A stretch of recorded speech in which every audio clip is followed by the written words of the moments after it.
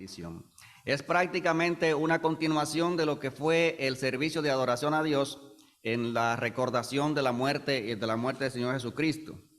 Es una extensión lo que vamos a hacer ahora, porque vamos a hablar específicamente de los sacrificios, la muerte, las barbaries que cometieron con nuestro Señor Jesucristo en esas dolorosas horas, porque fue un asunto terrible, violando todas las leyes de ellos mismos, siendo sobornado, como vamos a ver, vamos a hacer un pequeño refresh. Bueno, ya lo tenemos por aquí. Cómo fueron violadas las leyes de ellos mismos.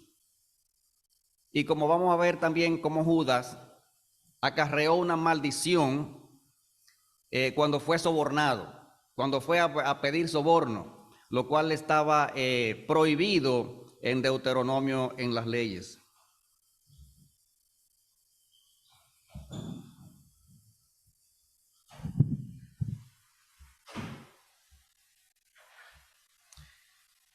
Estos fueron los 11 aspectos del juicio de Jesús que vimos la semana pasada, el mes pasado. Podemos ver que el plan se basaba en la ilegalidad y el quebrantamiento de sus propias leyes. Su arresto fue ilegal, el juicio fue privado y nocturno. Su juicio fue antes del amanecer. Jesús fue juzgado un día antes del sábado anual. Su juicio fue apresurado y solo le tomó un día. Muchos escritores dicen que fue apenas 9 horas. Porque recordemos que las horas no eran como las horas de ese entonces o la de Medio Oriente, no como la calculamos ahora, sino que ellos contaban de tarde a tarde. Nosotros comenzamos a contar desde las 12 de la medianoche hasta el día siguiente. Eso quiere decir que fue apenas tal vez 9 o 10 horas que tardó. Fue muy rápido. Y nunca un tribunal, yo no lo he visto nunca, que en 9 horas una persona lo juzguen y inmediatamente lo manden a la muerte. Eso fue una cosa increíble. Como ellos, los juristas del mundo entero, que se han puesto a analizar estos asuntos profundamente, no entienden cómo fue que tan rápido un sentenciado a muerte fuera llevado a la muerte. Ellos no se lo explican, ese asunto. Falsas acusaciones sin evidencias reales, lo que debían condenarlo no estaban presentes, el lugar no era adecuado y los miembros del Sanedrín no estaban legalmente calificados. Y el último que vamos a ver, espero que me dé tiempo, las barbaries o las barbaridades ocurridas contra el Señor Jesús. Vimos también que Satanás ayuda a crear el plan de la destrucción, de la eliminación del Señor Jesucristo. Él ayudó con ese asunto, porque recordemos que ellos estaban como cegados, estaban ciegos ante todo. Ellos conociendo las leyes, Judas se le presenta a ellos a pedirle soborno y le dice: ¿qué ustedes me quieren dar? ¿Qué me quieren dar? Ni siquiera un valor significativo estaba pidiendo, lo que sea que me den, pidiendo un soborno, y ellos accedieron a darle ese soborno a Judas, dándole 30 piezas de plata, lo cual es una maldición, como lo leemos en Deuteronomio 27:25, que dice: maldito el que recibiere soborno para quitar la vida al inocente, y dirá todo el pueblo amén. Era una maldición, pero no era una maldición solamente para Judas, era una maldición para también al que dio el dinero, porque ellos conocían la ley. Eran más culpables prácticamente, porque conocían la ley. Y ellos procedieron como si estuvieran ciegos, como si tuvieran los ojos vendados. Vimos también que era el Sanedrín, cómo estaba compuesto el Sanedrín.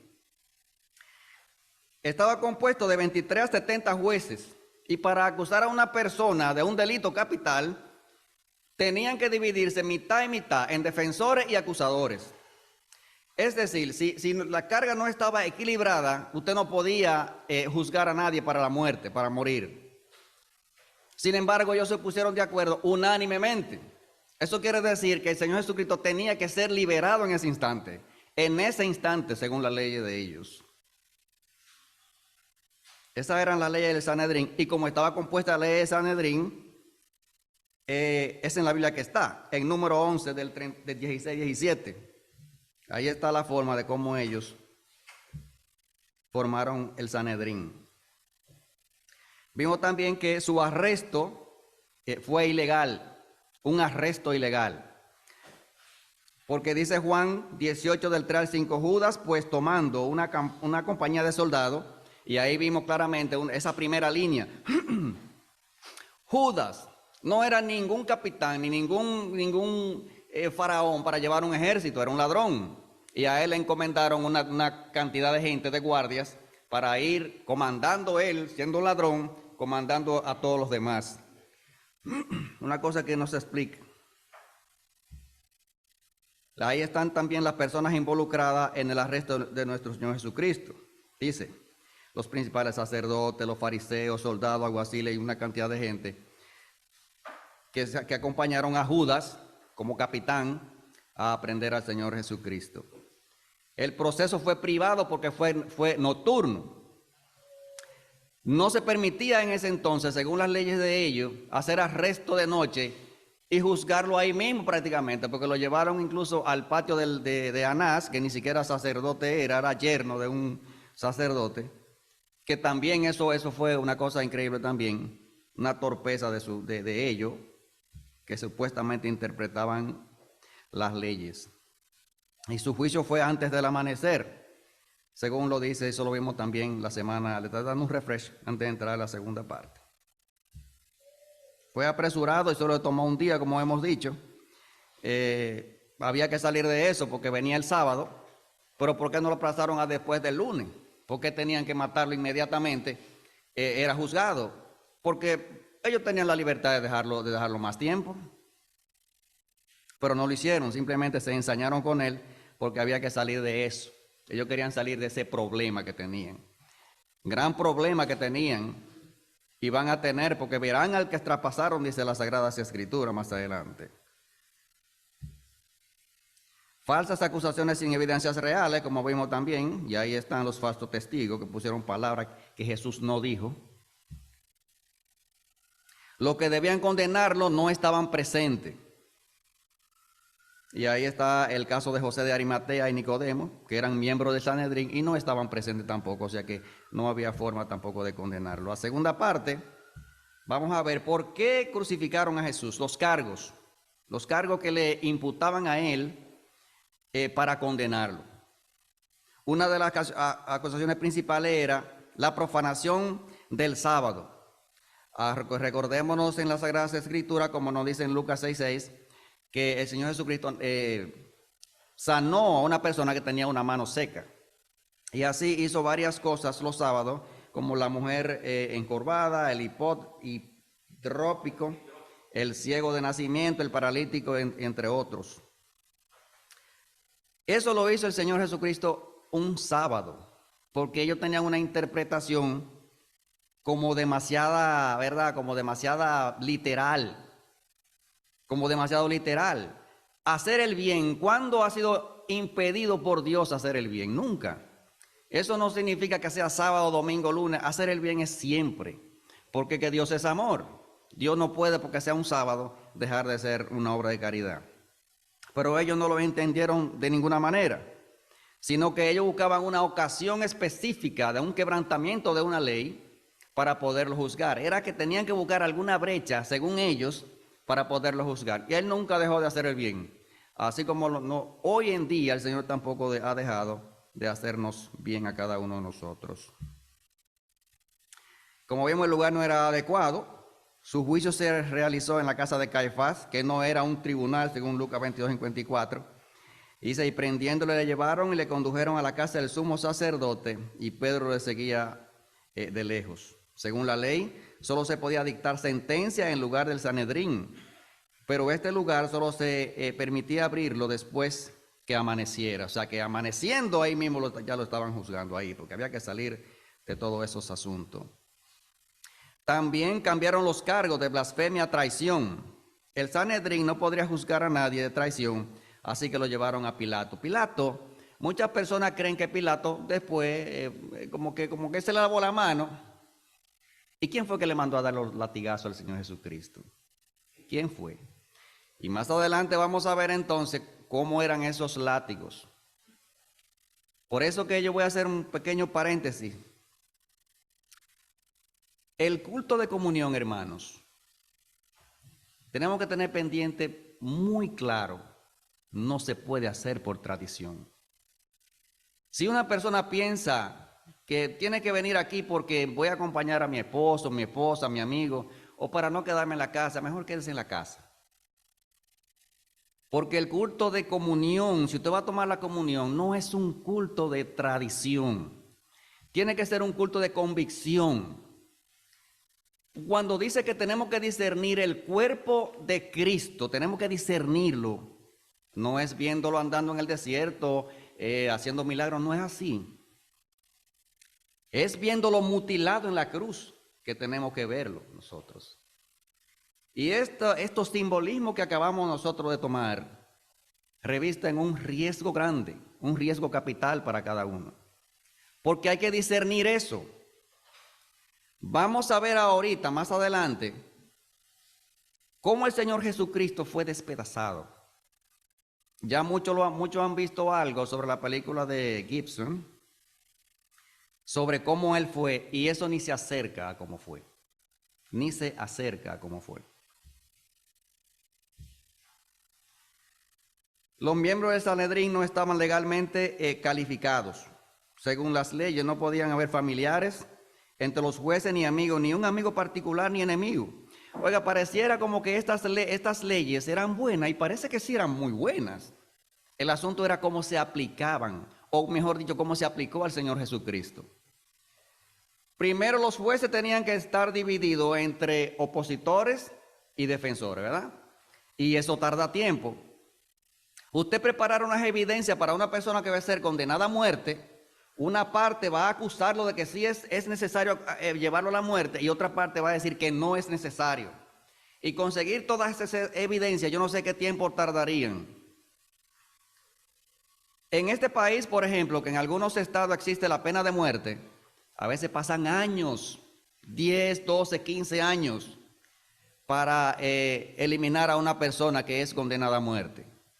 En este país. En los otros yo no sé si a veces mueren, creo que mueren de viejo en la casa y nunca lo matan. Se mueren de otra cosa y no. Pero no puede ser que en 9 horas, 10 horas una persona sea juzgada y condenada a muerte. Por eso que los juristas del mundo entero, todos esos foros, no saben el por qué fue tan rápido. Pero nosotros sabemos por qué fue tan rápido, hermano. Nosotros lo sabemos. Nosotros vamos a ver las barbaries que se cometieron a nuestro Señor Jesucristo. Y yo quisiera que si hay alguna persona aquí que no conoce al Señor Jesucristo, medite un poco sobre eso. Si no lo hace aquí, hágalo en su casa, pero medítelo. Y si hay algún hermano que está más cojo que una mesa de 3 patas, piense muy bien de dónde ha caído, como dice la Biblia, y vuelva a los pies de Cristo. Porque el Señor Jesucristo sufrió cosas que nadie, nosotros tal vez cuando estemos allá lo vamos a entender. Ese pequeño látigo que están allá arriba, pequeño allá, probablemente ese fuera un látigo para un ladrón, como los dos que estaban en la cruz, o una persona de delito simple. Vamos a dar un par de latigazos, vamos a perder tiempo con esa gente porque ni siquiera espectadores hay. Recordemos que los castigos romanos eran crueles. Eran despiadados, esa gente eran sádicos, porque ellos sentían alegría y disfrutaban cuando veían el sufrimiento de una gente. Cuando lo incendiaban, cuando lo prendían, cuando lo maltrataban, se lo echaban a la leona, ellos disfrutaban ese tipo de cosas. El Señor Jesucristo vino en una época donde los castigos eran fuertes, eran terribles. Y ese látigo pequeño que está ahí probablemente sea para un criminal sencillo. Son palabras mías. Pero los estudios dicen que el otro látigo grande, ustedes lo pueden ver, ¿verdad? Todas esas son cadenas. Al final tenían como una especie como de plomo y huesos afilados. Y yo le voy a hacer una pregunta, ¿cuántos latigazos le dieron al Señor Jesucristo? Cualquiera que me lo diga.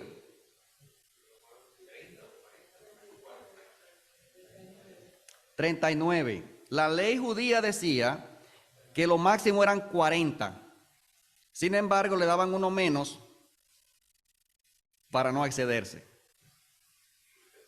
Y yo le voy a preguntar a ustedes, si a ustedes le dan un solo latigazo con uno de esos que tiene 10 látigos, ¿cuántos son? Uno es equivalente a 10. O sea que él recibió 390 latigazos.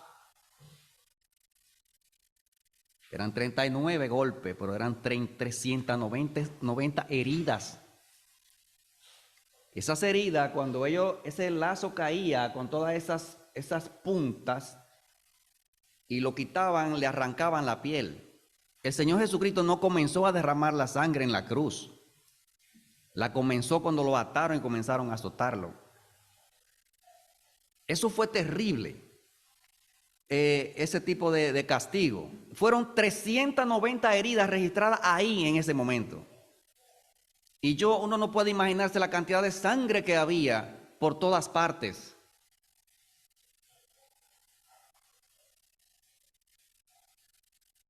¿Y saben qué, hermanos? Todas esas heridas fueron por nosotros. La Biblia registra, y lo pueden buscar a ustedes por ahí, la base de todas las enfermedades que existen. Y se pusieron a investigar y todas tienen referencias bíblicas. No lo puse aquí porque es una lista larga. ¿Sabe cuántos son, hermano? 39. 39 bases de todas las enfermedades que existen. De esas 39 enfermedades se dividen todas las enfermedades que existen en la tierra. Qué raro que hay 39 latigazos también. Isaías dice en el 53, 4 y 5, dice: ciertamente llevó él nuestras enfermedades y sufrió nuestros dolores, y nosotros le tuvimos por azotados, por herido de Dios y abatido. Mas él herido fue por nuestras rebeliones, molido por nuestros pecados, y el castigo de nuestra paz fue sobre él, y por sus llagas nosotros fuimos curados. Las llagas de Cristo, la llaga de Cristo eran nuestras llagas. Y por eso es que yo digo que discernir el cuerpo y la sangre de Cristo es una situación que nosotros tenemos que pensarla muy bien. A nosotros era que nos tocaba ese látigo. Todas esas heridas nos tocaban a nosotros. Las injusticias que se hizo por nuestro Señor Jesucristo era a mí que me tocaban, porque Él era inocente. Los soldados romanos solamente eran físicamente, ellos eran los autores materiales del Señor Jesucristo. Nosotros éramos los intelectuales. Por nuestras culpas, Él llevó todos esos castigos ahí. Y si hay una persona que ha meditado en esto alguna vez, que ha oído el mensaje alguna vez, yo te recomiendo que piense en el sacrificio de Cristo. ¿Tú te imaginas que esos latigazos hubiesen sido para ti? No hubiese soportado, pero Cristo lo soportó por cada uno de nosotros. Todas las injusticias que se le hicieron eran a nosotros que nos tocaban, porque nosotros es que somos los injustos. Él era el justo. Por eso nosotros hoy tenemos paz de saber que somos cristianos y que nos guarda una vida eterna. Pero ese castigo de nuestra paz fue sobre Él. Si nosotros tenemos paz hoy, es porque esa paz costó ese terrible sacrificio. Por eso que el castigo de nosotros tener paz fue sobre Cristo. El castigo de nuestra paz fue sobre Él. Y a los amigos que nos están oyendo, que nos están visitando, quiera el Señor que toque tu corazón para que esa paz llegue a tu vida a través de Cristo. No hay forma, no hay otra manera, no lo hay, no existe. Solamente el Señor Jesucristo es el mediador entre Dios y los hombres. Tú no tienes otra manera de buscar a Dios a menos que sea a través de Jesucristo. No hay que firmar ningún acuerdo, ningún pagaré para eso. Solamente que le entregue la vida a Cristo nosotros estamos llamados a decirte esto, porque vendrá un día cuando ya no habrá forma de que tú serás apartado si no aceptas a Cristo. Te irás al infierno. Y si uno siempre vive diciendo del infierno, te va al infierno si no aceptas a Cristo, porque eso es lo que dice la Biblia. No hay otra forma de decirlo. Y los hermanos, como dije ahorita, si no están firmes en las cosas del Señor, afírmese. Porque yo te pregunto, ¿y Él merece que estemos firmes? Nosotros estamos andando bien, andamos con aire acondicionado. Él sufrió el castigo por nosotros. Todas las injusticias que le hicieron a Él, era a nosotros, porque nosotros que somos los injustos. Él siempre fue justo. Así que en esta mañana yo le hago un llamado al corazón de cada uno de mis hermanos y de los amigos, para que cada día nos afirmemos más y que busquemos más, porque es que Él se entregó demasiado por nosotros. No hubo una cosa que Él hiciera en favor, que no fuera a favor de cada uno de nosotros. No existe. Nuestra mente siempre tiene que estar trasladada a los sacrificios de Cristo. Él fue despedazado en la cruz del Calvario por cada uno de nosotros, y a veces andamos ahí como que Él merece que cada uno de nosotros le demos la gloria, la honra, el poder y la alabanza siempre. Se la merece. Él sigue siendo Dios, no importa que usted ande como usted quiera. Pero Él por amor quiso entregar a su Hijo Jesucristo. Aún Él quiera seguir siendo Dios, su amor sobrepasa los límites de todo entendimiento, y por eso envió a Cristo a morir en la cruz del Calvario. Al Señor Jesucristo lo cargaron en una cruz que hasta el peso, hasta en eso se fue injusto con Él. El peso de la cruz de nuestro Señor. Dice, la cruz que Jesús llevó no tenía un peso exacto, o sea, en la Biblia no dice que hay un peso exacto, pero mire, se cree que estaba hecha de madera maciza. Y yo no sé si ustedes saben lo que es un árbol macizo. Era un árbol robusto, fuerte, como la caoba de muchos años, que pesa bastante. Y se calcula que tenía 136 kilos. Si usted multiplica 136 por 2.25, eso casi le da 300 libras, ¿verdad? Casi 300 libras para un cuerpo que está debilitado, que está sin sangre, y tiene que cargarla. La tiene que cargar, porque ese era el castigo. Pero aparte de eso, habían otro castigo. Cuando un criminal veía la cruz, sabía que ese era el momento final de su vida. Y no hay cosa que atormente más a una persona que va a morir, ver el lugar a donde va a morir. Algunos han presenciado en la cámara de la muerte, cuando algunos presos ven ese lugar, que saben que ese es el último momento ya, que ahí lo van a matar, le da una agonía terrible, porque sabe que va a morir. Y le presentaban la cruz, y al Señor Jesucristo lo amarraron, lo ataron, lo clavaron en esa terrible cruz. Después de haberla cargado sin poder, se andaba cayendo porque ya había perdido mucha sangre en el trayecto. Era una debilidad terrible desde que lo arrestaron en el monte, perdón, hasta que lo colgaron en la cruz. Fue todo dolor para Él, todo dolor para Él. Y no se habla de que se le dio comida tampoco. ¿Cómo va a comer? Está siendo maltratado, está siendo azotado, escupido, traicionado por sus amigos. ¿Quién va a tener hambre así? Imagínese usted. Los clavos, mírenlos ahí. Esos fueron los clavos que traspasaron al Señor Jesucristo. Parecido, pudieran ser peores, porque en esa ocasión no había fotografía. Es una fotografía que puede ser, sea así. Imagínense que yo, que soy del campo, cuando se me clava una espinita aquí, de naranja o de lo que sea, me duele mucho, chiquitita así. Imagínense estos clavos traspasando piel, hueso, carne, todo hasta enterrarse en la madera, sin piedad, sin piedad. Y con todo el Señor no abrió su boca, en silencio. Cuando yo estaba preparando este tipo de estudio o mensaje, yo le decía a Betania que es un poco incómodo cuando uno se entra en este asunto, porque crea un dolor raro en uno. En caso mío, me crea como una ansiedad, me crea como una, ¿cómo yo decirle? Como una sensibilidad interna.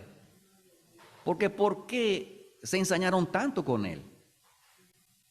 ¿Cómo fue posible tanta maldad en una persona que no hizo nada? Estaban ciegos, por eso el Señor Jesucristo de la cruz clama, Padre, perdónalo, porque es que no saben qué es lo que están haciendo.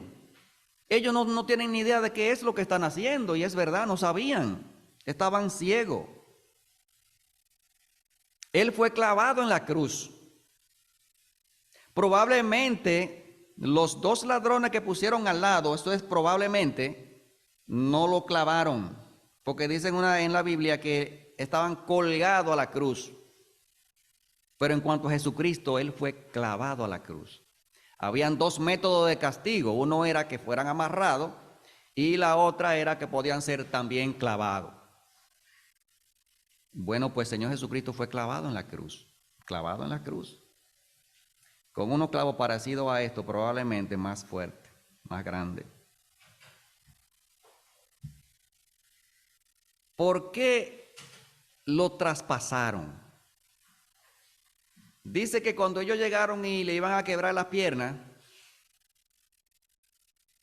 los dos ladrones se la quebraron, pero cuando llegaron donde él, no, porque no había necesidad, ¿verdad? Ya estaba muerto. ¿Y por qué si ya estaba muerto, lo traspasaron con una lanza?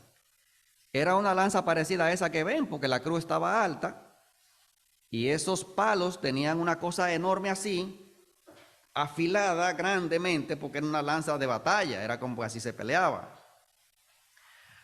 Cuando esta lanza atravesó el cuerpo de nuestro Señor Jesucristo, no fue un pinchazo pequeño, traspasado de lado a lado. No era necesario traspasarlo, ya estaba muerto. Pero tenía que ser traspasado porque había una profecía que tenía que cumplirse ahí.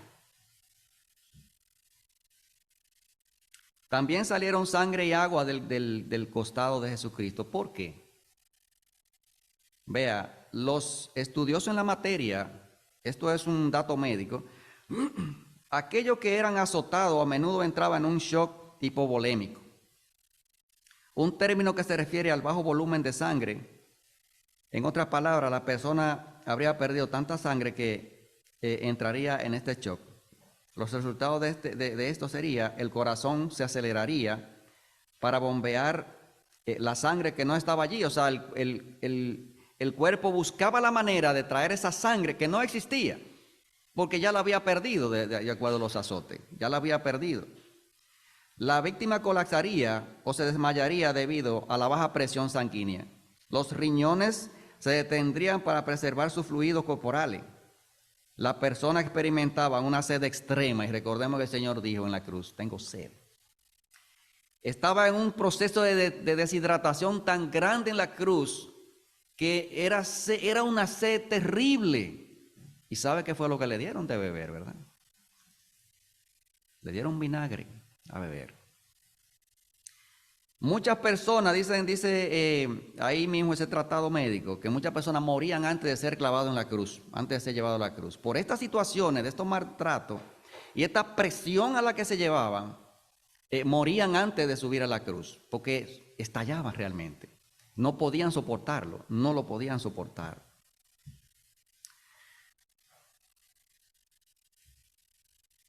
Dice otra parte de ahí mismo, de ese tratado,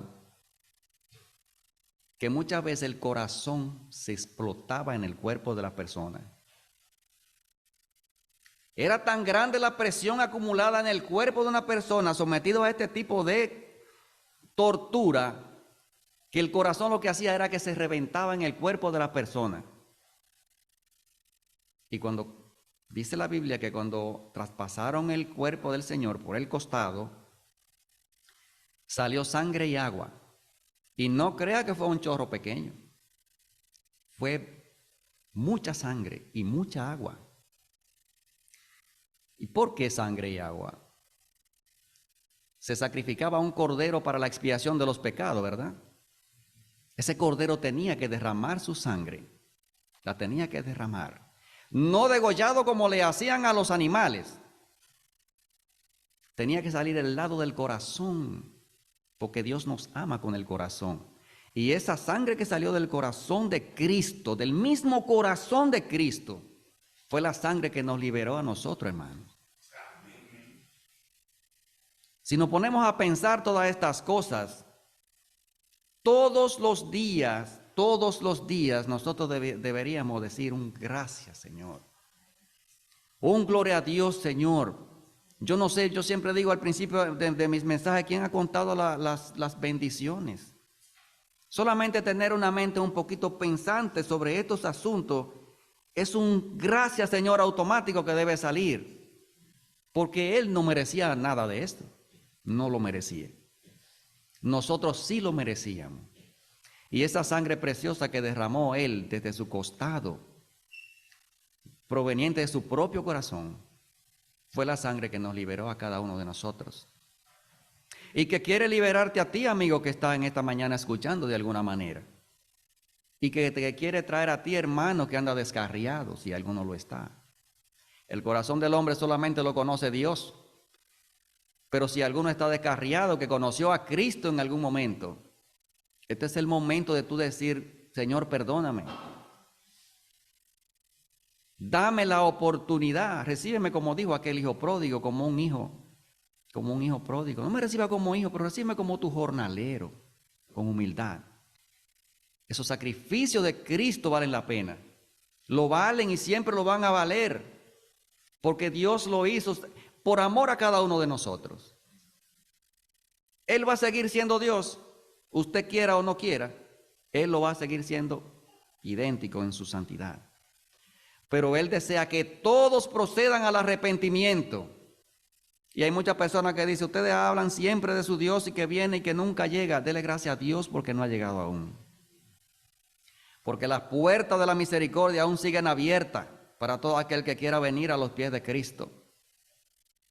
No habrá excusa si muere sin Cristo, no lo habrá.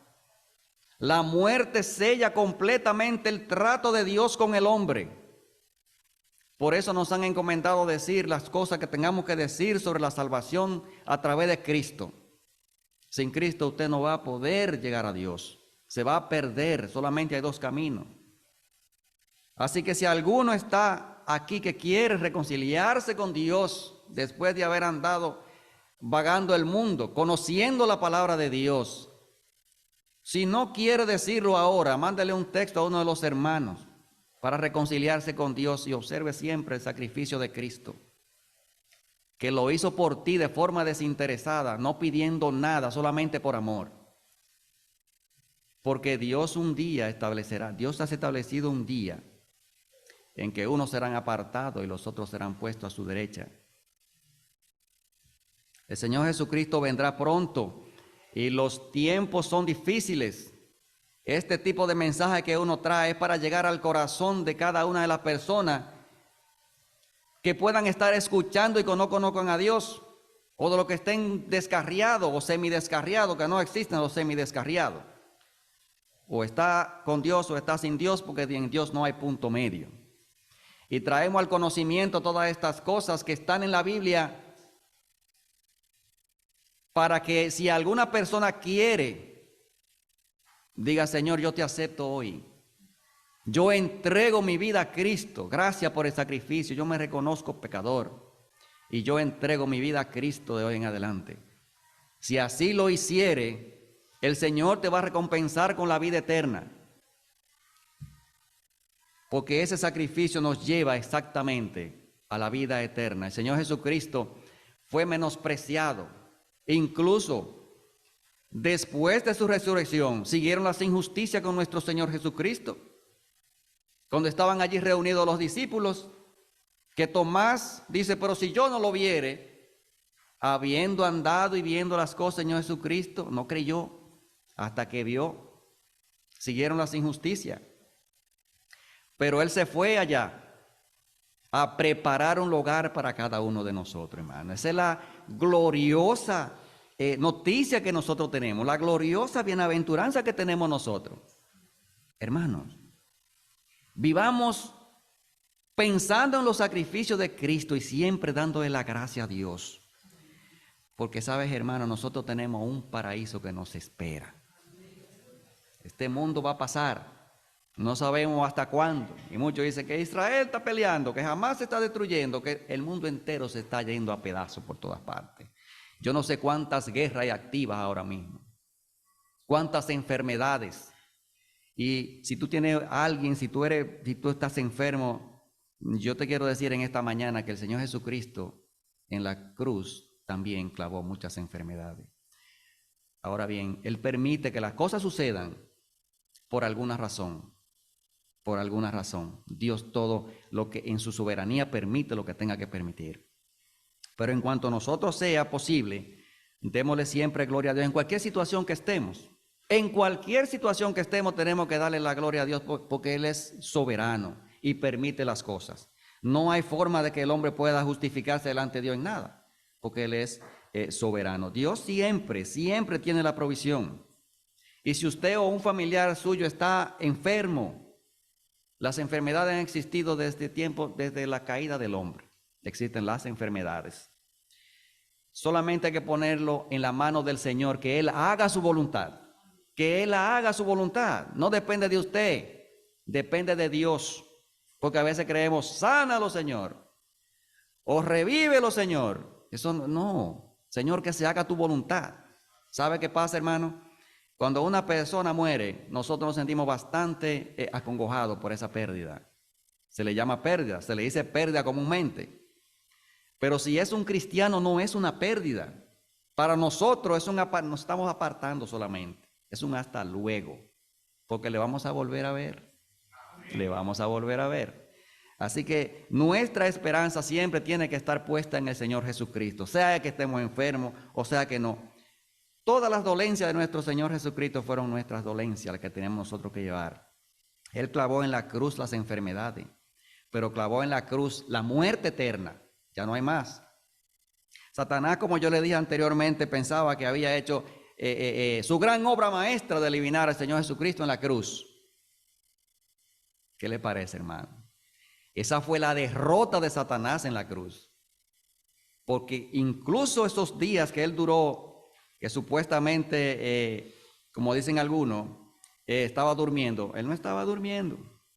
Descendió, le tomó la llave a Satanás del infierno y se la arrebató para siempre. Eso quiere decir que ya el imperio de la muerte no existe para nosotros. Los que creemos en Cristo, porque hay que hacer esa separación. Los que creen en Cristo, la muerte es prácticamente abolida. ¿Dónde está, oh muerte, tu aguijón?